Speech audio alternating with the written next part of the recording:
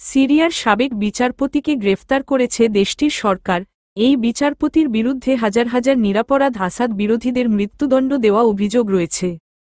Syria war monitor সংস্থার বরাত দিয়ে ডয়েচে ভেলে এর এক প্রতিবেদনে বলা হয়েছে, সিরিয়ার সাবেক স্বৈরশাসক প্রেসিডেন্ট বাশার আসাদের সরকারের আমলে হাজার হাজার বিরোধীদের গ্রেফতার করা হয়েছে, তাদের জেলে আটক করে নির্যাতন করা হয়েছে, এছাড়া বহু মানুষকে মৃত্যুদণ্ড দেওয়া হয়েছে।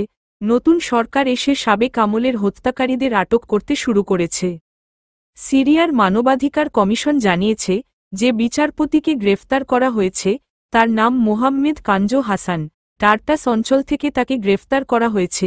আসাদের সঙ্গে তার অত্যন্ত ঘনিষ্ঠ সম্পর্ক ছিল বলে দাবি করা হয়েছে। ওই বিচারপতির সঙ্গে আরও ২০ জনকে গ্রেফতার করা হয়েছে, তারা ওই বিচারপতির সহযোগী বলে জানানো হয়েছে।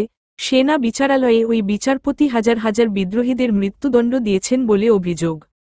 ২০১১ থেকে ২০১৪ পর্যন্ত সিরিয়ার মিলিটারি ফিল্ড কোর্ট বা সেনা আদালতের প্রধান ছিলেন কানজো। ২০১১ সালেই সিরিয়ায় গৃহযুদ্ধ শুরু হয়। এরপর গোটা সিরিয়ার সেনা আদালতের প্রধান হিসেবে পদোন্নতি হয় তার।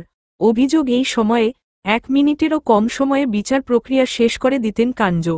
ওই সময়ের মধ্যেই তিনি মৃত্যুদণ্ডের আদেশ দিয়ে দিতেন, অর্থাৎ কার্যত বিনা বিচারে মৃত্যুদণ্ড দেওয়া হতো বিদ্রোহীদের।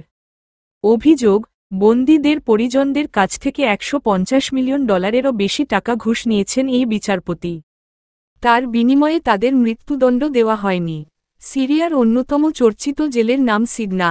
নির্যাতন, বিচার বহির্ভূত হত্যার জন্য পরিচিত এই কুখ্যাত জেল ছিল আসাদের তৈরি।